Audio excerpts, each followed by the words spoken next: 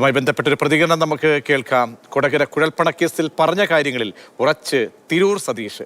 ഇതുവരെയും E D തന്നെ ബന്ധപ്പെട്ടിട്ടില്ല, തന്നെ സാക്ഷിയാക്കിയിട്ടുണ്ടോ എന്ന് അറിയില്ല. ചാക്കുകെട്ടുകളിൽ പണം എത്തിയെന്ന വിവരം അന്വേഷിക്കാൻ പോലും ഇ ഡിക്ക് കഴിഞ്ഞില്ല. പാർട്ടിയുടെ നേതാക്കന്മാരെ സംരക്ഷിക്കാൻ വേണ്ടിയാണ് ഇ ഡിയുടെ ശ്രമമെന്നും നിയമപോരാട്ടം തുടരുമെന്നും തിരൂർ സതീഷ് പറഞ്ഞു.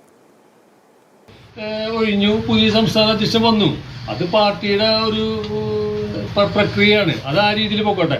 പക്ഷെ ഈ കേസ് അങ്ങനെ അവസാനിക്കാനായിട്ട് പറ്റില്ലല്ലോ. ഇത് പ്രത്യേകിച്ച് ഇത് കൊടകര റോബറിയുടെ കേസിന്റെ കാര്യത്തിനാണ് ഇപ്പൊ ഇ ഡി അവിടെ അവസാനിപ്പിച്ചു എന്ന് പറഞ്ഞിട്ടാണ് ഞാൻ അറിഞ്ഞിട്ടുള്ളത്.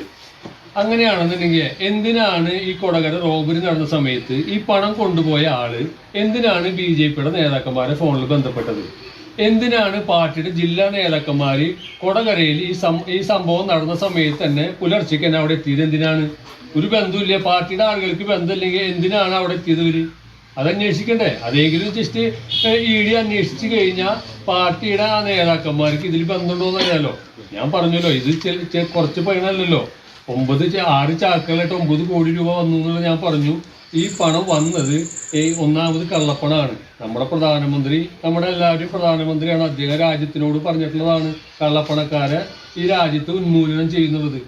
ആ പ്രധാനമന്ത്രിയുടെ പാർട്ടിയാണ് ഭാരതീയ ജനതാ പാർട്ടി. ആ പാർട്ടിയുടെ ജില്ലാ കാര്യാലയത്തിലാണ് കള്ളപ്പണം സൂക്ഷിച്ചത്. ഏറ്റവും വലിയ രാജ്യദ്രോഹ കുറ്റമല്ലേ?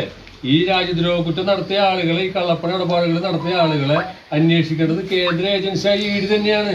അത് രാഷ്ട്രീയ സ്വാധീനം വെച്ചിട്ട് അട്ടിമറിക്കാനാണ് ഉദ്ദേശിക്കുന്നുണ്ടെങ്കിൽ ഞാൻ നിയമപരമായിട്ട് ഏതറ്റം വരെ പോകാൻ ഞാൻ തയ്യാറാണ്.